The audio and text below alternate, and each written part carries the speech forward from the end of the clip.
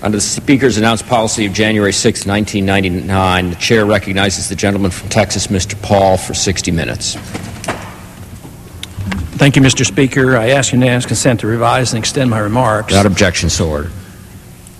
Mr. Speaker, supporters of internationalism celebrated NATO's 50th anniversary with the Senate's 1998 overwhelming approval for expanding NATO to include Eastern European countries.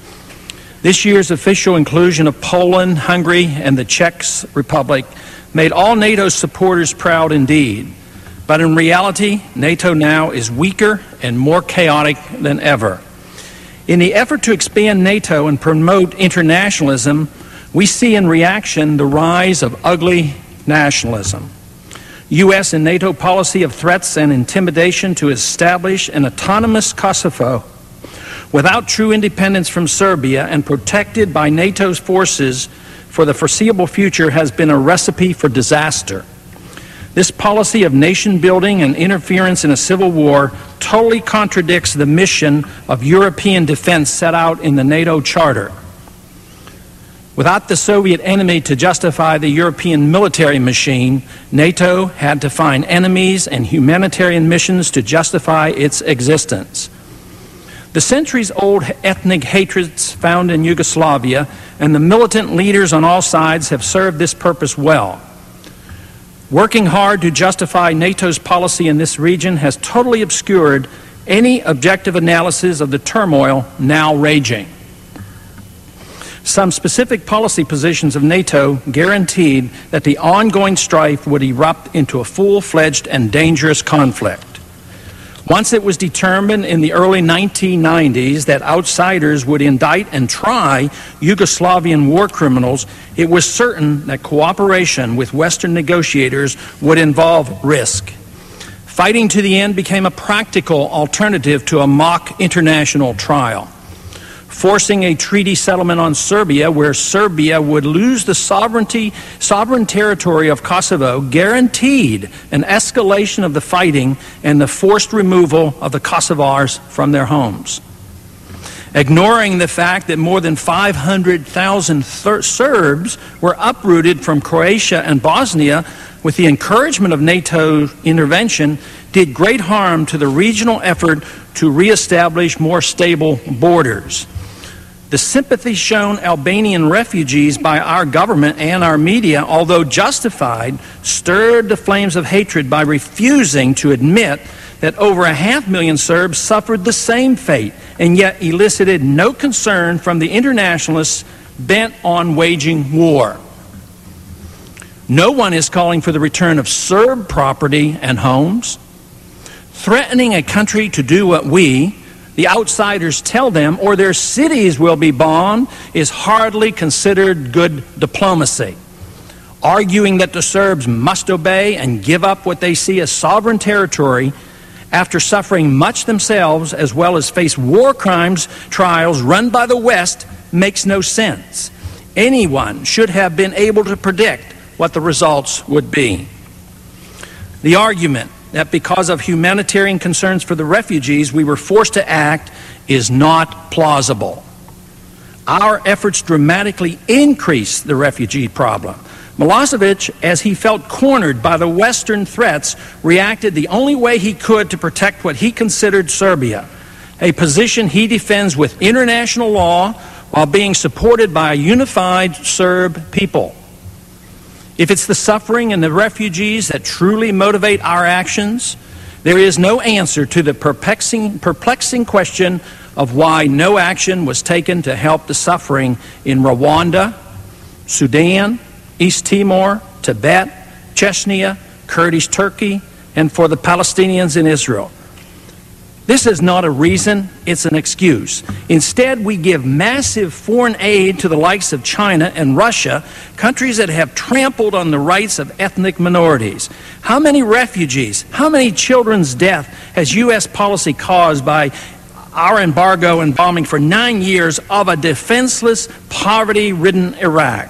Just as our bombs in Iraq have caused untold misery and death, so have our bombs in Serbia killed the innocent on both sides, solidified support for the ruthless leaders, and spread the war.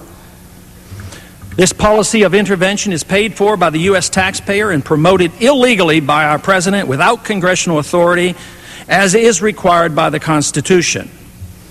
The United States government has in the past referred to the Kosovo Liberation Army leaders as thugs, terrorists, Marxists, and drug dealers. This current fight was initiated by Kosovo's desire for independence from Serbia. The KLA took on the Serbs, not the other way around. Whether or not one is sympathetic to Kosovo's secession is not relevant. I, for one, prefer many small independent governments pledged not to aggress against their neighbors over the international special interest authoritarianism of NATO, the CIA, and the United Nations. But my sympathies do not justify our taxing and sending young Americans to fight for Kosovo's independence.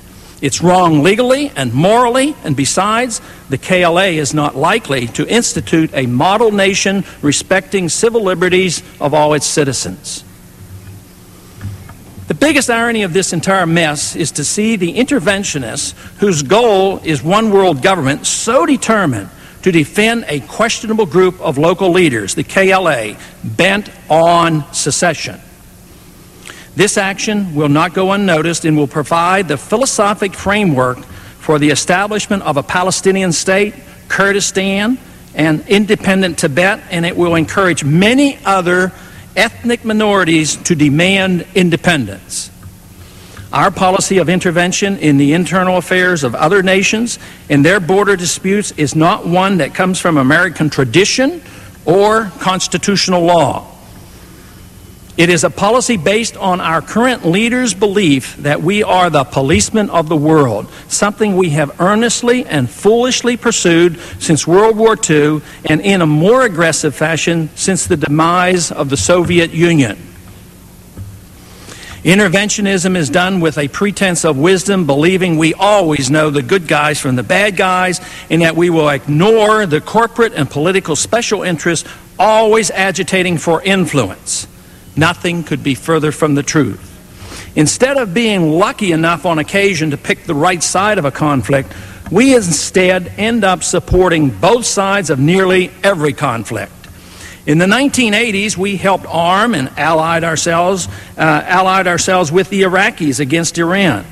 Also in the 80s, we supported the Afghan freedom fighters, which included Osama bin Laden. And even in the current crisis in Yugoslavia, we have found ourselves on both sides.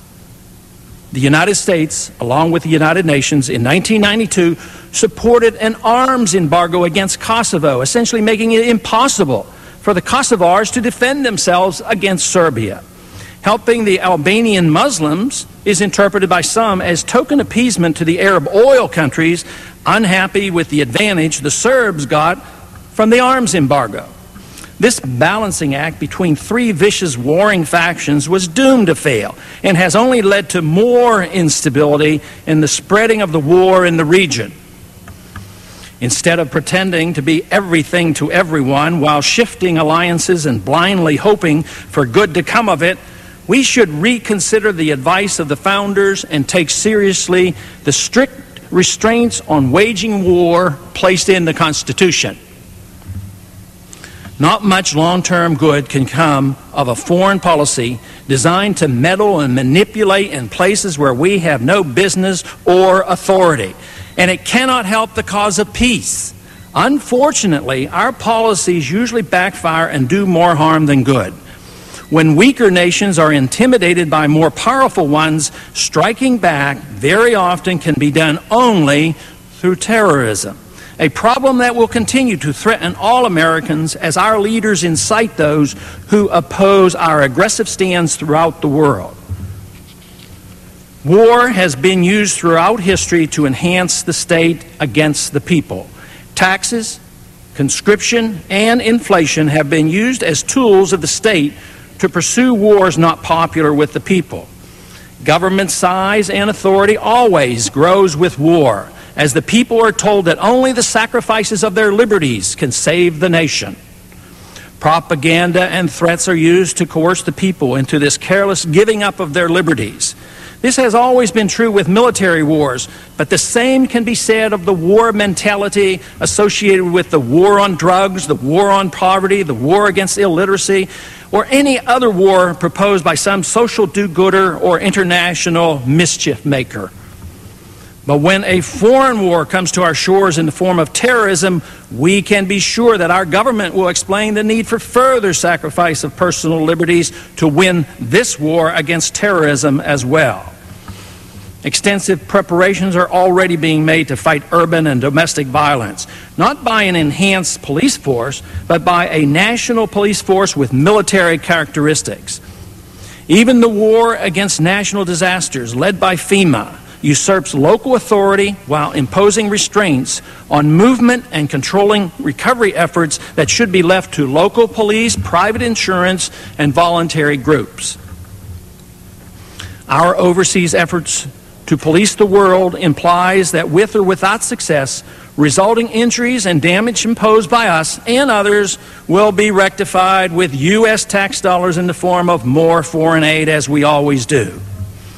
Nation building and international social work has replaced national defense as the proper responsibility of our government. What will the fate of NATO be in the coming years?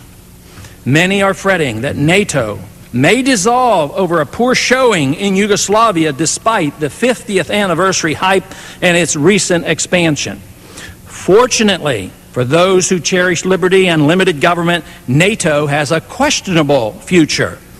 When our leaders sanctioned NATO in 1949, there were many patriotic Americans who questioned the wisdom and the constitutionality of this organization. It was by its charter to be strictly a defensive organization designed to defend Western Europe from any Soviet threat. The NATO Charter clearly recognized the Security Council of the United Nations was responsible for the maintenance of international peace and security. Likewise, the legislative history and congressional testimony maintain NATO could not usurp from Congress and the people the power to wage war. We have drifted a long way from that acknowledgement, and the fears expressed by Robert Taft and others in 1949 were certainly justified. The United States and NATO, while deliberately avoiding a UN vote on this issue, have initiated war against a sovereign state in the middle of a civil war. A civil war that caused thousands of casualties and refugees on both sides has been turned into a war with hundreds of thousands of casualties and refugees with NATO's interference. The not-so-idle U.S. threats cast at Milosevic did not produce compliance. It only expanded the violence and the bloodshed. The foolishness of this policy has become apparent, but Western leaders are quick to justify their warmongering. It was not peace or liberty or national security they sought as they sent the bombs flying. It was to save face for NATO.